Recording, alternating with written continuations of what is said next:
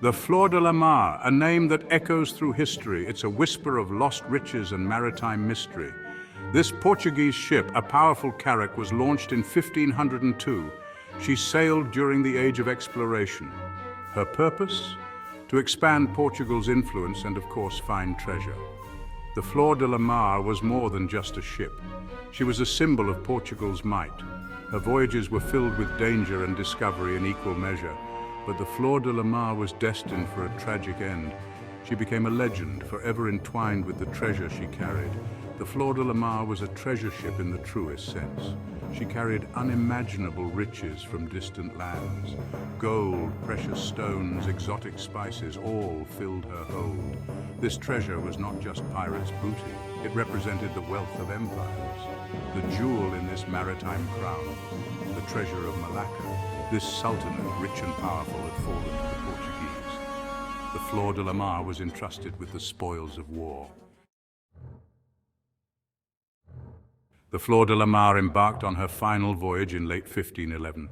She had just played a pivotal role in the conquest of Malacca. Now she was laden with the spoils of victory, her destination Portugal, her mission, deliver the riches of the East. The journey began smoothly enough. The ship, under the command of Alfonso de Albuquerque, sailed through calm waters. The crew, a mix of seasoned sailors and eager soldiers, dreamt of returning home. Little did they know that fate had other plans. As the Flor de la Mar navigated the treacherous Strait of Malacca, the weather turned, the skies darkened, and the wind howled like a banshee.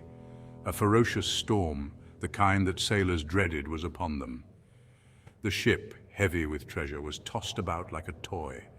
The Flor de la Mar was being dragged down closer and closer to its watery grave. The storm raged for days. The Flor de la Mar, once a proud symbol of Portuguese might, was now at the mercy of the elements. Giant waves crashed over the deck, threatening to splinter the ship. The crew, exhausted and terrified, clung to whatever they could. Hope was fading fast. Amidst the chaos, Albuquerque ordered the treasure to be jettisoned. Overboard went chests of gold and jewels. Anything to lighten the ship's load. He hoped against hope that this sacrifice might appease the angry sea. But the storm showed no mercy. As the Flor de la Mar began to break apart, panic set in. Men scrambled for the few remaining lifeboats. The Flor de la Mar, battered and broken, finally succumbed to the storm's fury. She sank beneath the waves, taking with her the vast majority of her treasure and the lives of over 400 men. The sinking of the Flor de la Mar sent shockwaves through Portugal. The loss of life was tragic. The loss of treasure was devastating. The exact location where the ship sank remained a mystery. The coordinates lost to the storm and the chaotic scramble for survival. The Strait of Malacca, where the Flor de la Mar met its end, is a treacherous stretch of water. It's known for its strong currents and shifting sandbanks. These factors made the search for the wreck incredibly difficult. It was like trying to find a needle in a very large, very wet haystack. But the Flor de la Mar refused to be forgotten. Rumors of the ship and its lost treasure persisted. They spread among sailors and adventurers. The legend of the Flor de la Mar was born, a tale of unimaginable wealth swallowed by the sea. Historical records confirmed its existence. The Flor de la Mar became a siren song, beckoning adventurers to the depths.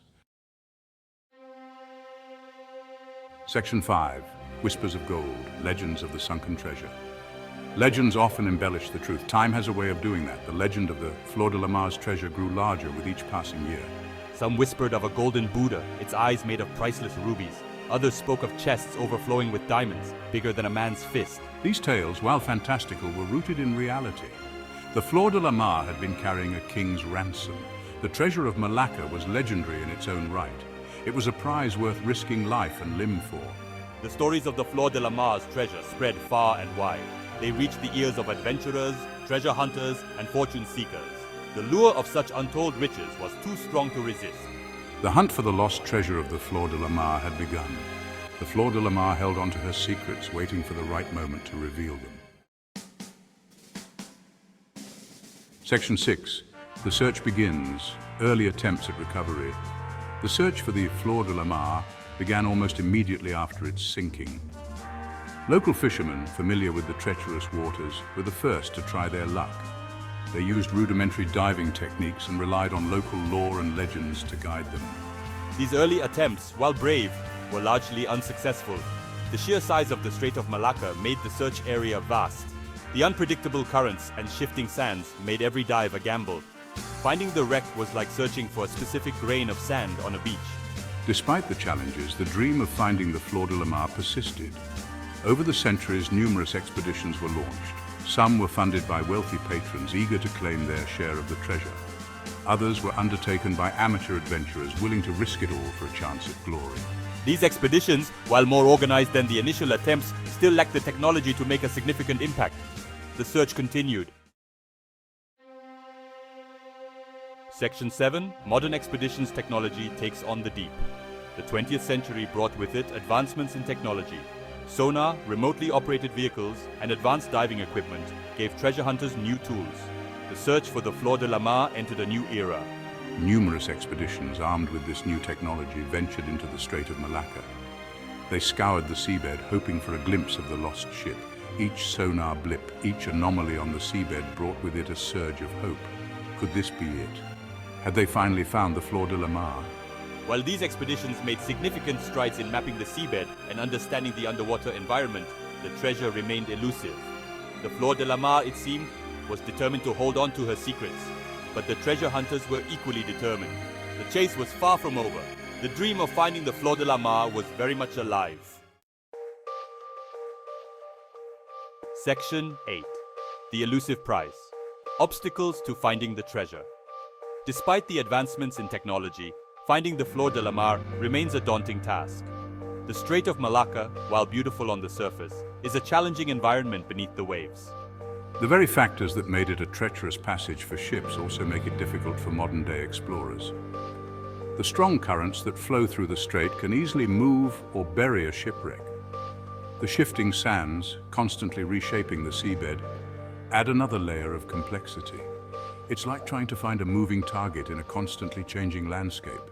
The passage of time, over 500 years, has taken its toll. The wreck of the Flor de la Mar, if it hasn't been completely destroyed by currents and marine life, is likely buried beneath layers of sediment. Even if located, identifying the wreck amidst the debris of centuries is a challenge in itself. The waters of the Strait of Malacca are heavily trafficked. It's a delicate dance between exploration and preservation.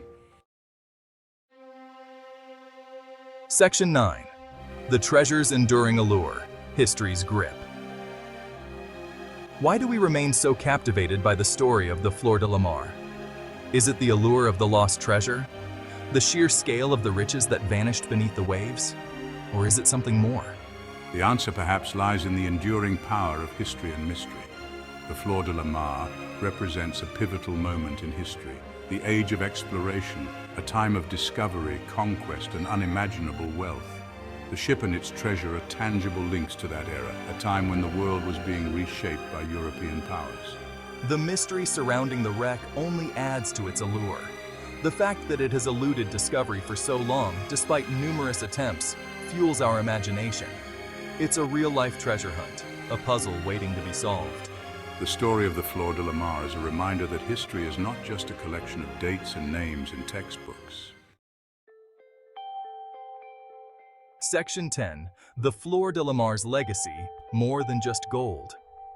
The Flor de la Mar, though lost to the depths, continues to capture our imagination. Her story is a reminder of the power of the sea, the allure of the unknown, and the enduring fascination with lost treasures. But her legacy extends beyond gold and jewels. The Flor de la Mar's story highlights the importance of maritime history and the need to preserve our underwater heritage. Shipwrecks like hers are time capsules, offering valuable insights into the past. They tell stories of exploration, trade, and cultural exchange. The search for the Flor de la Mar, though driven by the allure of treasure, has also led to advancements in marine archaeology and exploration technology. The knowledge gained from these endeavors benefits our understanding of the ocean and its history.